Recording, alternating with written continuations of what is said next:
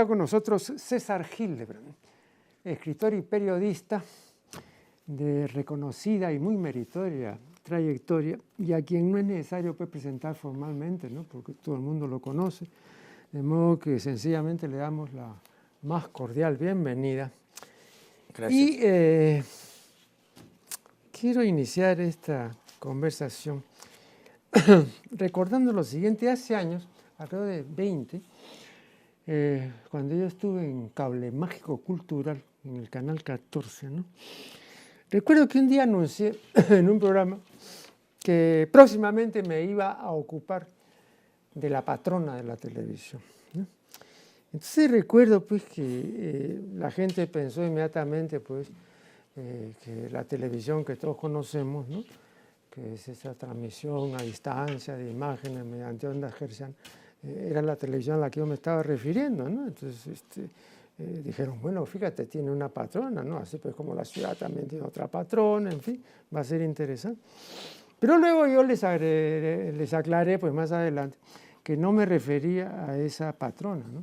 Sino a otra patrona que por supuesto ya desconocían. Claro, yo conté esto inicialmente para demostrar que la gente estaba tan imbuida de televisión, la televisión había entrado tanto en este país, que no podían pensar sino en esa televisión, en la televisión de la caja boba, ¿no? Pero no se les imaginaban que podía haber otra televisión. Bueno, entonces sencillamente les expliqué pues, que había que fijarse en la etimología, ¿no? Que era la visión a distancia, y que yo me estaba refiriendo a algunas iluminadas, algunas mujeres místicas, ¿no? Que tenían esta facultad incomún, ¿no? De ver cosas a distancia y como si hubieran estado en el lugar de la ocurrencia sin estarlo, ¿no? O sea, podían pues estar a miles de kilómetros y sin embargo después referían exactamente lo que había pasado, pero no habían estado ahí, ¿no? Entonces habían televisado los acontecimientos, ¿no? Bueno, entonces claro, yo conté esto porque dije, ahora solamente la televisión en la que todo el mundo piensa es la televisión pues, que todos conocemos. Yo creo que la televisión aquí, después me dirás qué opinas, tuvo la gran facilidad de estar en la casa, cosa que no tuvo el cine nunca, porque había que ir a un local. Pero en la casa tenías la televisión ahí, inicialmente tú recuerdas pues estaba en el comedor la televisión, entonces ya para comenzar interrumpió la sobremesa o la anuló, ¿no? Y luego, bueno, se mudó de lugar, estuvo en el hall, en la sala de recibo, en fin. Llegó al baño, creo. Claro. Para, ¿no?, ser coherente. Para ser coherente. Pero esta ya presencia del televidente, de lo que Sartori llama pues el homo videns, en realidad es el homo televidens, ¿no? Fue cada vez más creciente, entonces sencillamente pues se posesionó ya de esta intimidad hogareña y la desplazó completamente, ¿no? Creo que toda nueva innovación tiene una serie también de inconvenientes, no solamente son conveniencias las que trae, ¿no? La última vez que estuvo acá el filósofo y el científico Mario Bunge, en una conversación muy breve que tuve con él, él insistía en eso, ¿no? Es decir, por ejemplo, todos los males que también ha traído la computadora, ¿no? No solamente son bienes, pues, ¿no? Entonces recuerdo que dio una conferencia sobre eso, sobre la computación, y entonces enumeró pues los inconvenientes también de eso. Él decía, ¿no? Imagínense ustedes, para mí, viéndolo con ojos científicos, este mono desnudo que es el hombre, ¿no? Que es una cuestión pues completamente primitiva, está frente al invento más extraordinario del siglo XX. Entonces es absolutamente incongruente que este hombre primitivo esté frente a ese invento, ¿no? Pero es así, pues le decía yo, bueno, no hay nada que hacer, pues. Entonces, la primera cuestión que quiero poner sobre el tapete es cuáles son las consecuencias o qué repercusiones ves tú desde el advenimiento de la televisión entre nosotros, poco más o menos, si no estoy mal informado, en el año 58 me parece que ya... La comercial, la 57 fue la nacional, justamente claro, con este canal. Claro. ¿Cuáles han sido las consecuencias de esa propagación? A nivel educativo y cultural, con el paso del tiempo, devastadoras. Se ha empobrecido la comunicación, se ha empobrecido la masa crítica de inteligencia en el Perú, se ha reducido considerablemente por muchas causas, pero una causa sin lugar a dudas es la televisión y los paradigmas que vende, que produce, que recrea. Y además hay un proceso de decadencia en los últimos 15 años o 20 años de la televisión comercial. Los contenidos son cada día menos exigentes, más brutales y más tendientes a la barbarización de la especie, ¿no? O sea, si la televisión gobernara, nosotros tendríamos que estar en calzoncillos en este set y con un par de garrotes, por si acaso, si la televisión realmente pudiese ejercer la dictadura que quisiera. Yo la veo mal. Yo he estado en la televisión mucho tiempo y nunca la he visto peor, la televisión comercial, que hoy. Nunca. Nunca más bruta, nunca más ignorante, nunca más sin horizontes, nunca más sin audacia, ¿no? Alguna. Ahora, dicen que hacen lo que le gusta a la gente, pero el círculo es vicioso, pues. Si la gente no tiene otros menúes, si la gente no tiene otras alternativas, pues hombre, escoge. Pero sí es cierto que si la televisión está así es porque hay una democracia de tumulto, ¿no? De muchedumbre, en algunos casos de oclocracia. Sí, ¿por qué no? Esa gente produce también esa televisión. La pregunta es, ¿el Perú se merece otra televisión? No puedo responder eso, porque no me atrevería. No sé si tú tienes la respuesta, pero... Bueno, pero una vez yo recuerdo, cuando estaba en Cable Mágico Cultural,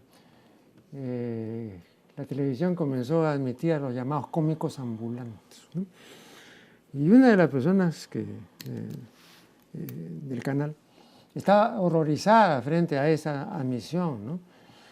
Y yo defendía a los cómicos ambulantes, porque dije, bueno, ¿y qué más quieren ellos? Si los traen, los llaman. Ellos no han venido aquí, han tocado la puerta.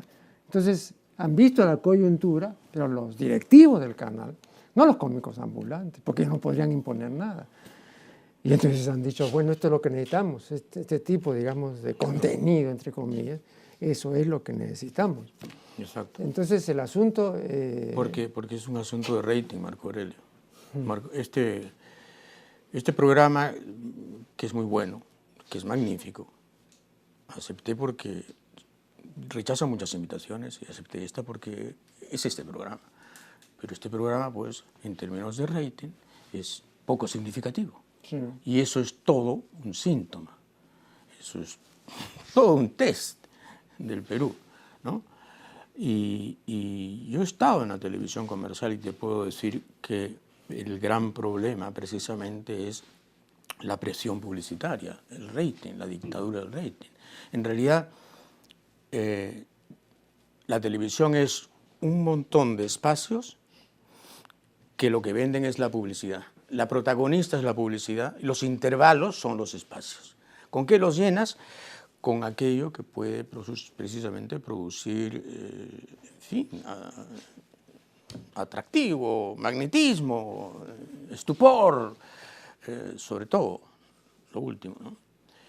Y eso se ha ido degradando a un punto tal en que ya no es suficiente la violencia ni la muerte, sino el detalle de la muerte, una especie de pornografía de la muerte, ¿no? De qué tamaño era la herida, por dónde salió la bala, qué orificio es, cuántos fueron, etcétera, etcétera. Y no sé a dónde vamos a llegar, porque esto no tiene límites, evidentemente. Y como no hay capacidad autocrítica alguna, el horizonte es infinito para esto. Claro, pero ahí viene el asunto que ya otra vez se ha debatido, de la autorregulación, ¿no? O, claro, yo aquí, y más de una vez, conversando con Fernando Vivas, que defiende la autorregulación, él me decía que era la única salida, ¿no? Entonces yo le recordaba que cuando Herbert Marcuse estuvo en Berkeley, en la Universidad de Berkeley, en la época de los 60, ¿no? La protesta juvenil y todo lo que tú conoces. Le preguntaron también eso. Oiga usted, ¿qué hacer con los medios de comunicación masiva? ¿Qué hacer? Hay que intervenirlos, pues. Yo a los 3 meses comienzo a cambiar la mentalidad de California. Mientras que se diga y se hable, no se puede hacer nada, pues. Entonces, esa es una medida drástica, ¿no? Bueno, acá se asustan, ¿no? Entonces te dicen pues cualquier cosa, ¿no? Pero no es necesario intervenir, basta apelar al artículo constitucional que dice que los medios de comunicación deben contribuir a la educación y la cultura. Lo dice la Constitución del 93, ¿eh? Estoy hablando de la fujimorista, la impuesta, la dictatorial. Ya no te digo la del 79. Así que la Constitución. Pero la Constitución, como tú sabes, es un libro humorístico en el Perú. Claro. La pudo haber escrito Sofocleto. Es para matarse de risa la Constitución. Vamos a hacer acá una primera pausa y ya retornaremos.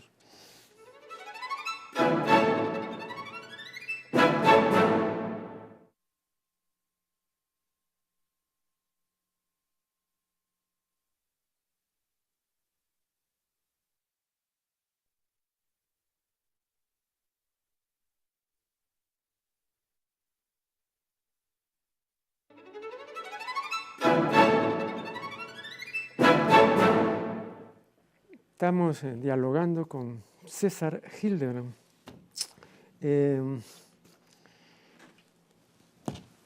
Este televidente que ahora se dice víctima o dicen que es víctima de una serie de males ocasionados por la televisión, es un resultado de una televisión que adviene a mediados de la década de 1980, o un poco más adelante, pero no muy adelante, ¿no?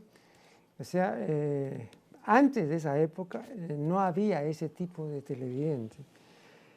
El televidente que surge después es un televidente que ya está de suyo alterado o ya busca ciertas cosas, como por ejemplo el que probó drogas y entonces quiere seguir probando y quiere seguir experimentando y quiere seguir hundiéndose, ¿no? Entonces, pero no es un inicio. No sé si está de acuerdo entre esta primera etapa, llamémoslo así, del año 50 y tantos al 80 y tantos, y luego otra etapa ya deletérea. Sí, sí, básicamente estoy de acuerdo. Si recordamos la televisión en blanco y negro, por ejemplo, hombre, produce una especie de melancolía dulce, ¿no? Recordar a Pablo de Malengoita, claro, a Pepe Ludmil, al propio Humberto Martínez Morosini, digamos, auroral, entre comillas. Sí, pues hacían televisión blanca, a eso le llamaban televisión blanca. El concurso Helen Curtis pregunta por 64.000 soles, ¿no? Esta es su vida. Hombre, programas donde, por ejemplo, Juan Gonzalo Rose hizo de guionista en Esta es su vida. Sí. Nada menos. Nada menos. Juan Gonzalo Rose. Imagínate Juan Gonzalo Rose tocándole la puerta ahora a Canal 2. Lo matan. Lo matan por intruso. Sí, era una televisión blanca, era una televisión casta y era un público distinto, sin lugar a dudas. Algo pasa en los 80, tú dices que es un fenómeno más o menos mundial, yo también lo creo. Coincide con la brutalización de una ola neoliberal que empieza con Reagan y con la Thatcher y que, en fin, empodera a una serie de círculos y de gentes que antes simplemente no habrían tenido ninguna relevancia. Me refiero al nivel mediático, ¿no? Claro. Les concede una autoridad que no tiene que ver con la meritocracia, sino con la imposición del mercado. La televisión norteamericana, por ejemplo, en esa época empieza a limpiarse de toda disidencia, empieza. Desde luego que hay todavía gente que piensa distinto, pero la gran limpieza empieza en esa época. Lo mismo pasa en Europa y en el Perú igual. Y efectivamente hay una necesidad mundial de que la gente esté menos informada, de que la gente sea menos lúcida, de que la gente tenga menos capacidad crítica. Es una necesidad mundial. El capitalismo con hipercríticos no funciona. Con críticos funciona a medias. El capitalismo necesita anuencia, necesita resignación y necesita mucha distracción. El crítico de televisión Fernando Vivas dice, y lo dijo aquí en este programa, y lo dice en su libro sobre la historia de la televisión peruana, dice, la figura más importante de la televisión del Perú en los últimos 50 años es Genaro Delgado Parker. Cuando dijo esto, yo le manifesté que esa era una afirmación estremecedora y estupefaciente. Sí, me dijo, seguramente te puede estremecer y te puede dejar estupefacto, pero los hechos son los hechos y el hecho es ese. Ahora yo digo, mi vida es una persona pues, inteligente, culta, ¿no? ¿Y cómo puede haber llegado a decir eso? Bueno, es su derecho opinar como opina, pero no puedes dejar de pensar que Fernando Vivas es un funcionario muy importante del diario El Comercio, un escritor, editorialista, columnista, reportero, en fin, casi multioficios en el diario El Comercio, que es propietario del canal comercial más importante, que es América Televisión. Entonces ahí hay también una filtración de intereses, ¿no? En su discurso un poco contaminado hay una filtración de intereses, sin lugar a dudas. Bueno, pero ahora, que diga que Genaro Delgado Parker fue el hombre más importante de la televisión, bueno, entonces habría que decir que la televisión que padecemos ahora también es producto de esta especie de sí campeador, de este fundador que es Genaro Delgado Parker, ¿no? Porque te das cuenta que es una frase contradictoria. Si dices que ha sido el hombre más importante de los 50 años, entonces es la mitad responsable de lo que está sucediendo ahora. Porque claro, el legado del señor Delgado Parker, entre otras cosas, es Risas y Salsas, que fue el programa que hizo del humor la pacotilla que es ahora en la televisión. La gran hazaña de Genaro fue que durante 20 años tuvo el programa de más alto rating con el menor costo posible, que se llamaba Risas y Salsas. Pero claro, el asesinato de Chaplin estaba implícito en ese humor, ¿no? El asesinato de toda ironía, de toda fineza y de todo humorismo real estaba implícito en ese programa. Entonces al señor Vivas también habría que recordarle eso, ¿no? No, pero me parece a mí que es una comparación forzada, porque traer a colación a Chaplin, ¿no? Y compararlo pues con una producción como Risas y Salsa, ¿no? Es demasiado violento, ¿no? Claro, pero justamente quiero ser violento para que la gente entienda que el humor no estaba pues en Risas y Salsas, estaba, en fin, la parodia grotesca, la caricatura gruesa, la chabacanería, sí. Sí, no, pero digamos, te comienzan a hollar la trocha, digamos, del facilismo, que es una de las características de la llamada posmodernidad y de la era digital y de la sociedad informática. El problema de esta nueva etapa es que tenemos cuatro ismos, ¿no? En primer lugar, tenemos el inmediatismo, ¿no? En segundo lugar, tenemos el fragmentarismo. En tercer lugar, tenemos el superficialismo, ¿no? Y luego tenemos el facilismo. O sea, estos son cuatro ismos que están en todo y que están despotenciando al ser humano porque dependen, ¿no?, de la multiplicación de prótesis, o sea, de adiciones. Entonces, ahora tú no podrías concebir a un ser humano común y corriente sin la cantidad de prótesis que cualquier ser humano tiene, comenzando pues por el celular y 20 cosas más, ¿no es cierto? Si tú le quitas todo eso, entonces lo dejas desprotegido completamente, no sabría qué hacer. Cada adición es una pérdida de alguna facultad o una disminución de esa facultad que ya no se va a usar, ¿no? Sí. Entonces, claro. Entonces, pero no hay humanismo posible ahora. Claro, pero ya eso, pero tampoco ya eso es reversible. O sea, sencillamente el asunto es así y bueno, yo recuerdo, seguramente también tú lo vas a recordar, que cuando se popularizó la calculadora automática, ¿no? Tú ibas a cualquier cambista, digamos que el dólar estaba a 3 soles, y le decía, dame $10, no podía ser ya mental. Ese es el problema, ¿no es cierto? O sea, no, si tú ves aquí que apretando esto, que jalando esto, ya te evitas, ¿no?, el esfuerzo o el pequeño esfuerzo, ¿no? Entonces comienza a lastrarse. Sí, pero digamos que podrías pensar que evitarte labores menores, como multiplicar o sumar, eso te daría tiempo para pensar en cosas mayores, pero no sucede eso. No, pues. Es que no usas la calculadora para no pensar en cosas, y tampoco piensas en cosas mayores.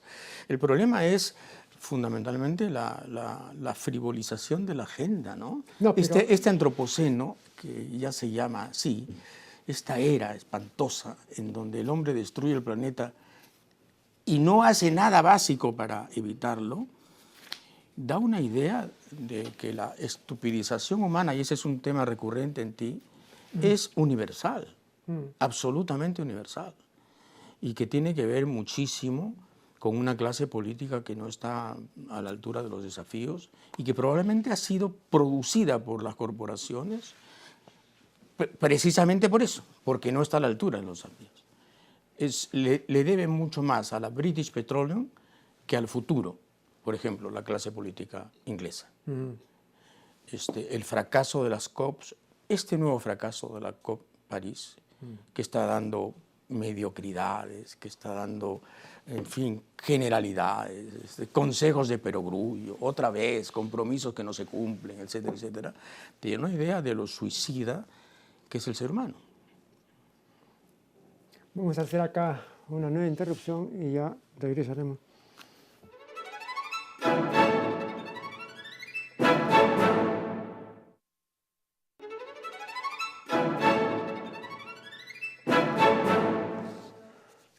Seguimos dialogando con César Hildebrand. Yo he sostenido en más de un artículo, ¿no?, que con la sociedad informática y con la era digital advienen 4 ismos, ¿no?, que son, los 4 son peligrosísimos, ¿no? El inmediatismo, el fragmentarismo, el facilismo y el superficialismo, ¿no? Entonces ahora hay toda una delegación de capacidades y de facultades que ya no hay que hacer porque están los aparatos y los adminículos que hacen lo que ya la gente no quiere hacer o que ya no puede hacer o que no quiere aprender a hacer, etcétera, ¿no? Ahora, me parece ilusorio querer revertir esta tendencia, ¿no? Pero visto así, desde el punto de vista puramente intelectual y objetivo, ¿qué se podría hacer si es que se puede hacer algo? Pero ¿tú no crees que eso que estás describiendo es parte de una política global trazada premeditadamente para que precisamente la gente no se ocupe de lo importante? Bueno, pero eso supondría que hay ahí un genio maléfico. No. Puede haber perfectamente una concertación de intereses en la aldea global. Esto es muchísimo más factible que antes, ¿no? Antes. No, pero para eso necesitas una persona inteligente, pues Pero es que hay, evidentemente, en Chicago se han creado políticas que después Kissinger ejecuta y los think tanks de los conservadores han sido a nivel universitario primero importantísimos y luego a nivel de implementación política decisivos en Estados Unidos y en América Latina como consecuencia. Yo sí creo que hay no una conspiración diabólica, pero sí una concertación muy armónica, casi musical, de intereses mundiales para que la gente sea lo que tú describes, la gente de los pulgares móviles, la gente que va a llegar a ser simplemente pulgares, sus pulgares. Yo he visto escenas espantosas, ¿no? 2 novios en un restaurante, cada uno ejerciendo sus pulgares sobre determinadas teclas de sus respectivos y sendos teléfonos inteligentes, donde lo único inteligente ahí era el teléfono, evidentemente. Claro. Media hora cada uno en su soledad tecnológica, ensimismado, en su nadería, evidentemente. Y eso te dice mucho, pero claro, la pregunta es, ¿A quién le interesa tanto eso? ¿Por qué se fomenta tanto eso? ¿Por qué si no tienes un smartphone estás fuera de la competencia? ¿Por qué te exigen tanto eso? ¿Por qué te acosan tanto? Hay un interés, pues, Marco Aurelio. El asunto es que tú a veces piensas de modo tan abstracto, tan sólidamente abstracto y tan elocuentemente abstracto, que te olvidas de que hay un contexto social y político. Y hay intereses de por medio. Esto no es gratis. Este mundo que vivimos, de espaldas a lo verde, este mundo donde estamos por exterminar especies valiosísimas, este mundo que va a terminar en la quinta gran extinción del planeta Tierra, que tiene 4.600 millones de años, no es gratis. Lo han inventado. Lo han inventado las grandes corporaciones, los grandes intereses, que son los que dominan todo, todo. Nosotros, que somos una minúscula sucursal aquí en Perú, una mota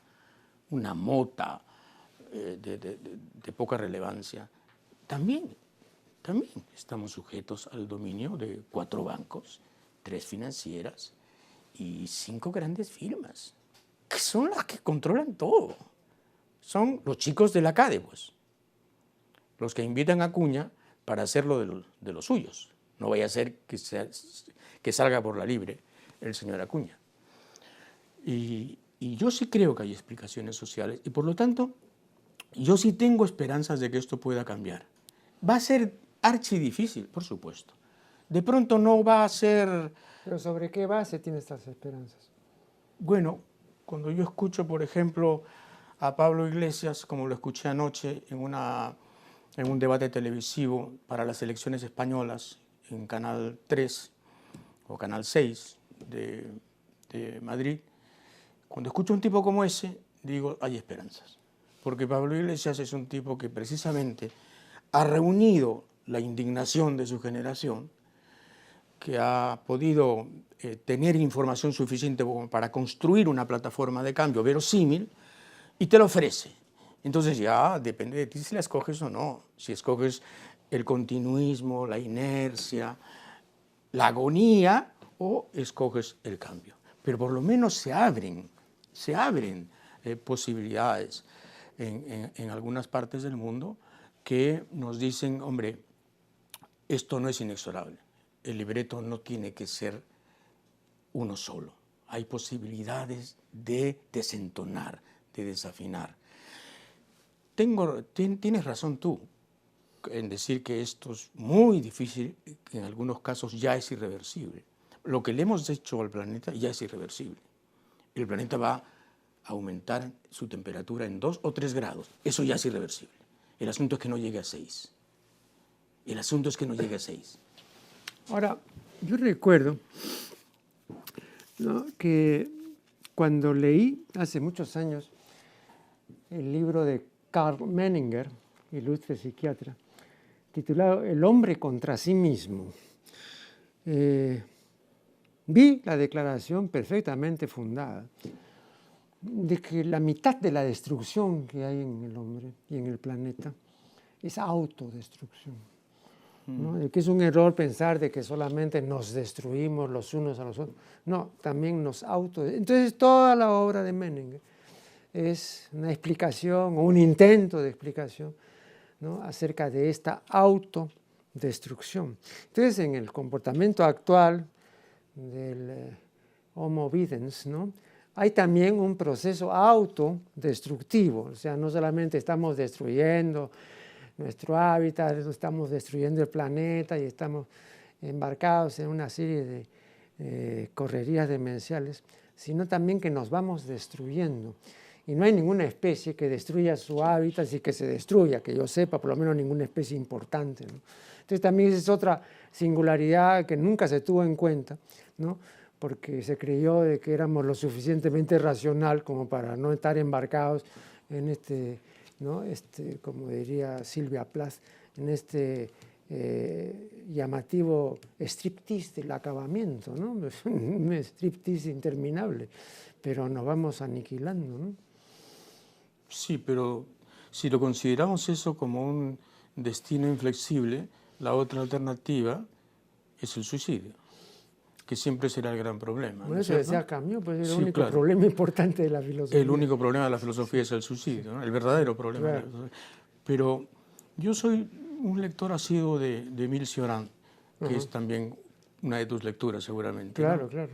Este rumano genial. Y hay una entrevista que le hicieron alguna vez y Cioran, bueno, desplegaba esta especie de estética del pesimismo, ¿no? Porque es un pesimista, era un pesimista que decía las cosas con tanta belleza que imantaba, ¿no? De verdad, daba ganas de ir con él al agujero negro que nos proponía, ¿no? Y debatirnos ahí, en la nada. Y entonces el periodista le dice, señor Cioran, usted es pesimista y fatalista y tremendista y apocalíptico, pero usted, yo lo he visto a usted alegrarse porque las radiografías de su pulmón estaban bien. Entonces usted también quiere vivir. Y Cioran decía, sí, es cierto, porque la vida no es opcional, es un mandato. ¿No? Y yo soy como todos, quiero vivir y voy al metro. Y eso es un poco lo que nos puede pasar a los que creemos que hay una estética del pesimismo, ¿no? No podemos perder el vínculo con la posibilidad del cambio, porque si no, entonces la otra alternativa es tomarnos 40 nembutales, ¿no?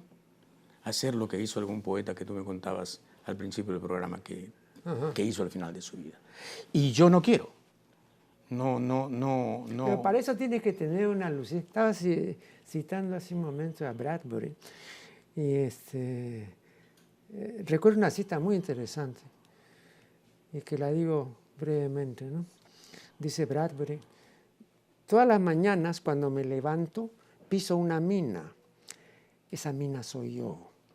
Después, el resto del día me dedico a recoger los pedazos. Bueno, ese tipo de lucidez, sí, ¿no? De un proceso de autodestrucción, pero con una plena percatación de que es así. O sea, no hay posibilidad de engaño ni nada, ¿no? Claro. Y luego esta cita otra que se... Pero fíjate que Bradbury escribió preciosos libros, Sí. ¿verdad? No es que pisó la mina y ahí terminó, hecho pedazos, ¿no? Troceado casi por sí mismo. No, escribió Fahrenheit 451, que es una de las mejores cosas que he leído en mi vida. Escribió Cuentos marcianos, escribió maravillas. Hombre, es el fundador de todo un género. Ahora también yo quería citar en este contexto a Jean-Paul Sartre, ¿no? Que tiene una frase que a mí me gusta citar, porque tiene miga y substancia, y es muy breve. Dice, tal vez podamos curarnos de una neurosis, pero no podemos curarnos de nosotros mismos. Yo creo que es así. Bueno, vamos acá a hacer una nueva interrupción y ya volveremos.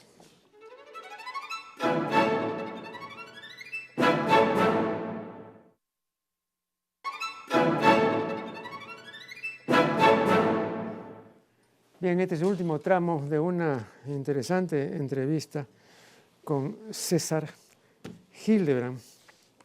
Bueno, no voy a pedir a nuestro ilustre invitado, ya no diré pues recetas, ni siquiera paliativos para esta comprobación de una realidad televisiva devastadora y animalizante, ¿no? Sin embargo, sé que César Hildebrand tampoco no es un pesimista radical, ¿no? O es un pesimista, como dice Bryce, que quiere que las cosas salgan bien, ¿no? Huyo del pesimismo, me cuesta huir. Sí, ¿no? Me cuesta, pero huyo, sí, porque es una tentación perversa, ¿no? Y además poderosa. Pero en este caso, poderosa. concretamente, tal como están las cosas en los medios, casi es una obligación ser pesimista, porque tampoco tendría que en mucho sentido, digamos, forjarse ilusiones. No, desde luego, desde luego. El diagnóstico es malo. Ahora, el pronóstico dependerá. El pronóstico en el plazo inmediato es malo también. Con la clase política que tenemos, con la abolición virtual de los partidos políticos, convertidos en maquinarias electorales o en improvisaciones caudillescas de opereta, ¿no? ¿Te imaginas, no? Los caudillos de ahora frente a los caudillos de antes. Claro. Entonces, sí, el pronóstico inmediato, pero yo creo que va a haber pues una reacción, yo creo. Si tú me dices, ¿y en qué te basas? De la juventud. De la próxima juventud.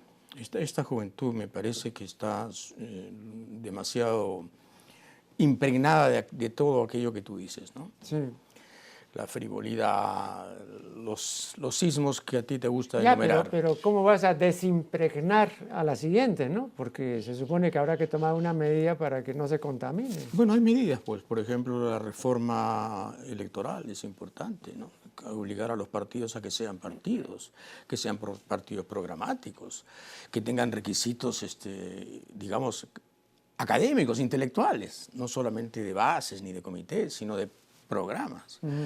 Que nos insertemos de un modo más inteligente en el mundo, que no tengamos esta autosuficiencia imbécil de creernos un país privilegiado cuando somos un país de mediana categoría para abajo, o sea, nuestra educación está en el suelo, nuestro nivel cultural es crítico, etcétera, etcétera, y sin embargo tú sientes que el peruano tiene una especie de optimismo irracional respecto de sí mismo y respecto del país.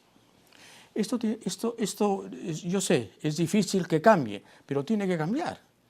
Tiene que cambiar. Mira, yo tengo muchísimos años en el periodismo, como tú sabes, y lo que siento es un tiempo circular. Nunca he sentido el tiempo lineal de la teoría del progreso. Pero en este caso el eterno retorno. Sí, siento el tiempo circular. O sea, las frustraciones de ahora son las de ayer, las pérdidas de ahora, las pérdidas de oportunidades son las mismas de ayer. Es decir, hay una constante en el Perú que es justamente el despilfarro de las oportunidades. Y lo que sí veo es que la clase política se ha empobrecido y está en su mínima expresión, ¿no? Está en mínimos. No he visto, de lo que yo sé, de lo que he leído de la historia del Perú, no he visto una clase política tan paupérrima, tan indigente intelectualmente hablando como esto, como la que tenemos ahora, ¿no? Se vio en la CA de última, ¿no? Discursos penosos, un demagogo profesional casi andaluz, con perdón de los andaluces, hablando flores y prometiendo maravillas y voluntarismos imposibles. Ese fue el más aplaudido. Ya no hablemos de Acuña, ¿no? Ya no hablemos de Toledo, ya no hablemos de la señora Keiko, que paporretea todo aquello que puede limpiar su imagen respecto del papi que en realidad encarna. Entonces, claro, por ahora estamos fritos. Pero para decirlo en resumen, por ahora estamos fritos. Pero Bernard Shaw dijo, hablando de la democracia, que la democracia era el sistema que permite equivocarse libremente. Entonces aquí el sistema permite eso, ¿no? Entonces sencillamente los votantes no deciden su voto por el contenido del discurso, ni si fue reiterativo y se dijo una serie de trivialidades. Eso no decide el voto, ¿no? Sino cosas completamente ajenas, ¿no? Acá me gusta porque es muy simpático, o esta señora sí porque parece que es trabajador, etcétera.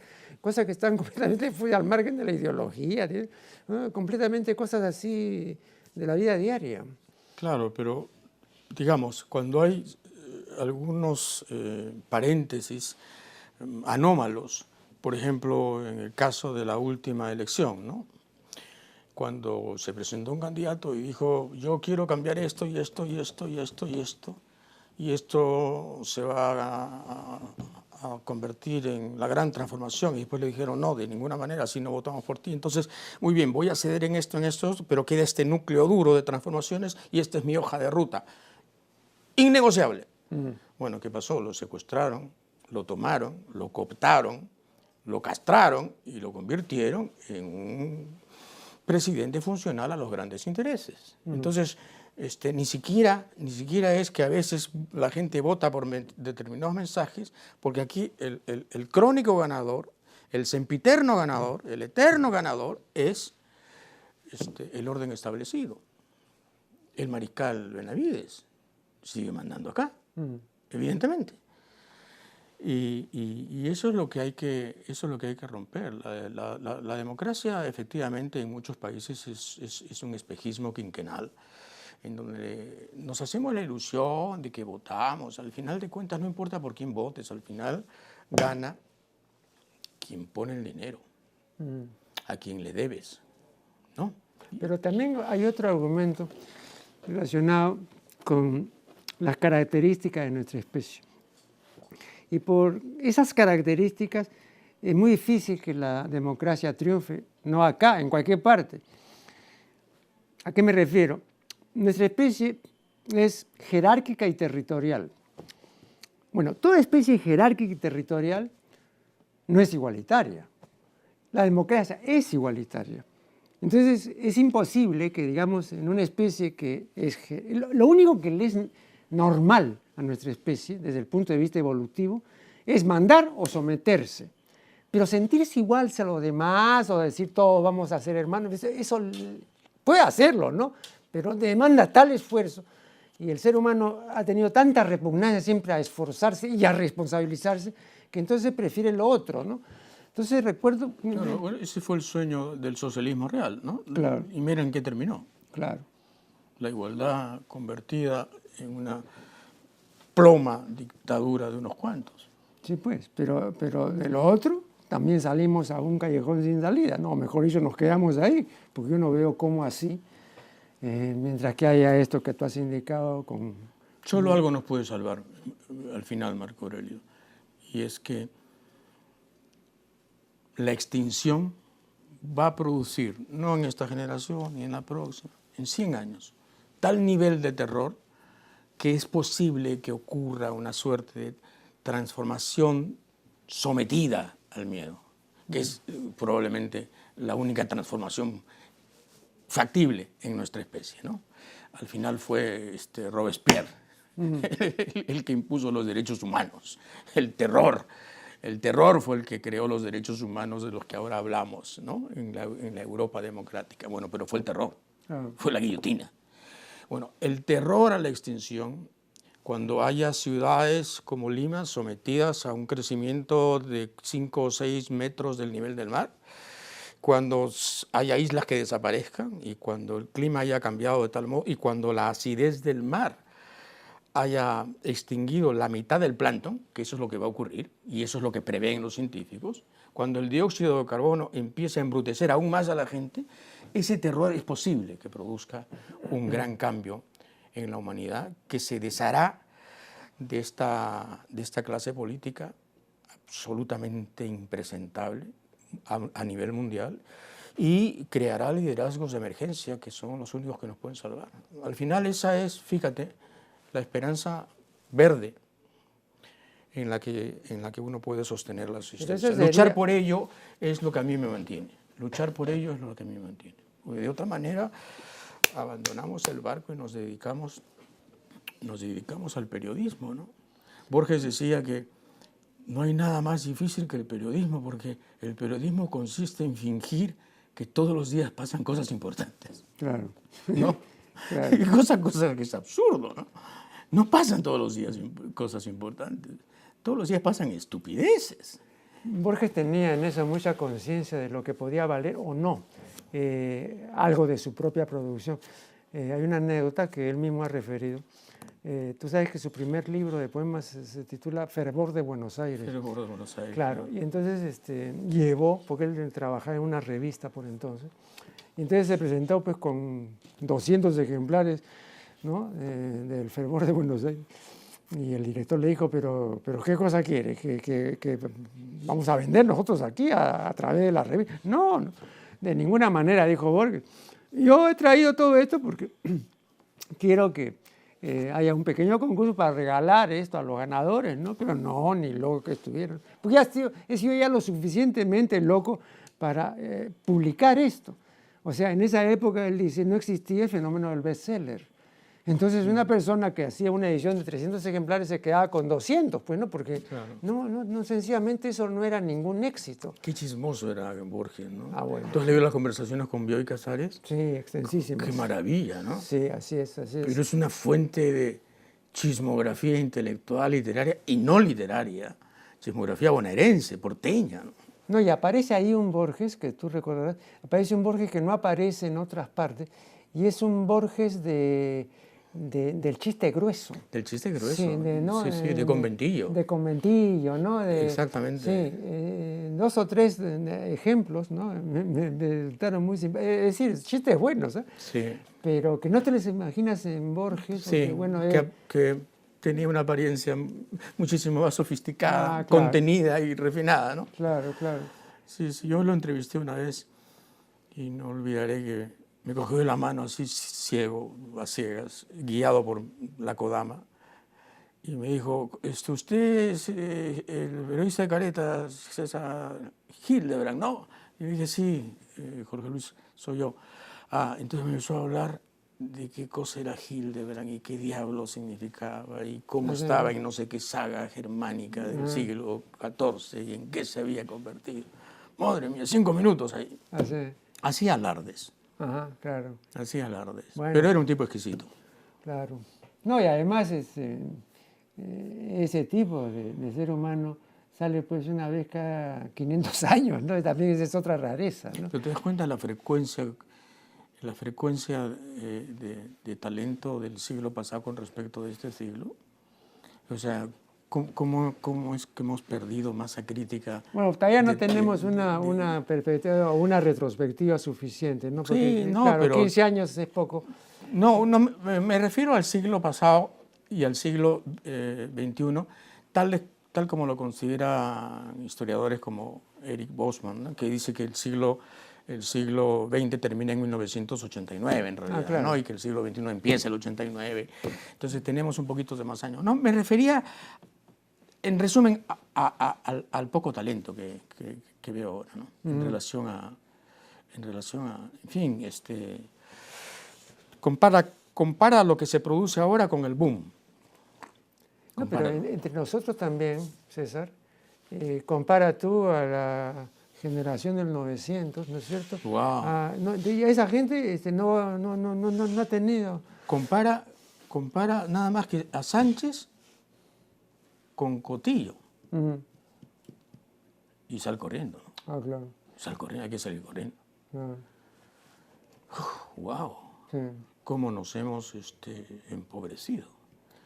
Y eso es bueno que el Perú y la gente lo acepte, lo tenga como conciencia, lo que nos hemos empobrecido culturalmente, lo poco que somos culturalmente. Hay líderes que dicen teníanos, habíanos. Dios mío, ¿qué es esto? Frasioclastas, ¿no? Frasioclastas. Destructores del idioma. Pues. Sí, idiomicidas. Sí, terrible, ¿no? No, y además, para usar una palabra que le gustaba a Ángel Rosenblatt, ¿no? El famoso lingüista maestro de Marta Hildebrand. Venezolano. ¿No? Sí, venezolano, ¿no? Vericidas. Los vericidios están a la orden pues, en el campo de la política y todos los días vemos a vericidas y se cometen vericidios y nadie dice nada. Y otro detalle acerca de esto, con eso terminamos porque desgraciadamente ya se vence el tiempo. Has notado, creo que lo dije en algún artículo, que en ninguno de los idiomas importantes hay el antónimo de mentir. En todos hay siempre un verbo para no decir la verdad. ¿No? Pero para decirla, ¿no? Un amigo sugirió veracear, de veraz, ¿no? Pero bueno, ¿no? Otro dijo ortologar, ¿no? Tampoco, pues no, ninguno. Entonces, la pregunta es ¿por qué en ningún idioma, ¿no? Entonces yo me pregunto, digo, bueno, es que la verdad les es tan ajena que ni siquiera se les ha ocurrido pues un verbo para decirla, ¿no? Que es una comprobación también muy incomodante. Es una excelente observación, ¿no? Bueno, muchísimas gracias a César Hildebrand por su valiosa colaboración en este programa. Se lo agradecemos muy sinceramente. Gracias a ti. Y con ustedes será hasta el programa siguiente.